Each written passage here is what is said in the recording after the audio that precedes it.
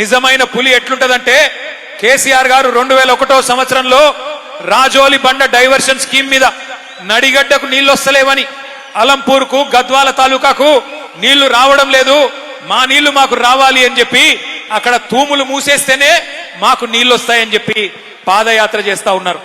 పాదయాత్ర చేస్తుంటే అవతల పక్కన రాయలసీమ ఎమ్మెల్యే ఒక ఆయన ఒక మాట అన్నాడు, కేసీఆర్ బ్లాక్ మెయిల్ చేస్తున్నాడు, నడిగడ్డకు నీళ్లు రావాలని చెప్పి ప్రభుత్వం మీద ఒత్తిడి తెచ్చే ప్రయత్నం చేస్తా ఉన్నాడు, ఒకవేళ కేసీఆర్ బ్లాక్ మెయిల్ కు కనుక లొంగి తూములు కిందికి దించితే ఆ తూములని బాంబులతో బద్దలు కొడతామని చెప్పి ఒక రాయలసీమ ఎమ్మెల్యే చెప్పినాడు.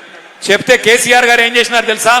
ఒక నిజమైన పులి ఏం చేస్తాడు, ఆయన ఒకటే మాట చెప్పినాడు, నువ్వు గనక సుంకేసుల తూముల కాడికి అడుగు పెట్టినా అక్కడే ఉన్న మీ సుంకేసుల బరాజు ఉంది కదా, 1000 బాంబులతో లేపి పాడేస్తాం, తునకలు చేస్తామని చెప్పినాడు. మరి అలా నల్లమల పులి అని చెప్పుకునే రేవంత్ రెడ్డికి ఆ దమ్ము ఆ తెగువ లేదా? పాలమూరు ఎండిపోయే పరిస్థితి వస్తే, కిందికి నల్లగొండకు చుక్క కృష్ణా నీళ్లు రాని పరిస్థితి వస్తే మరి మనకు కేఎల్ఐ లిఫ్ట్ ఎక్కడిది, పాలమూరు లిఫ్ట్ ఎక్కడిది, శ్రీశైలంలకే కృష్ణా నీళ్లు రాకపోతే మనం పైకి నీళ్లు తెచ్చుకునే అవకాశం ఎక్కడిది? ఆలోచించమని చెప్పి నేను కోరుతా ఉన్నా.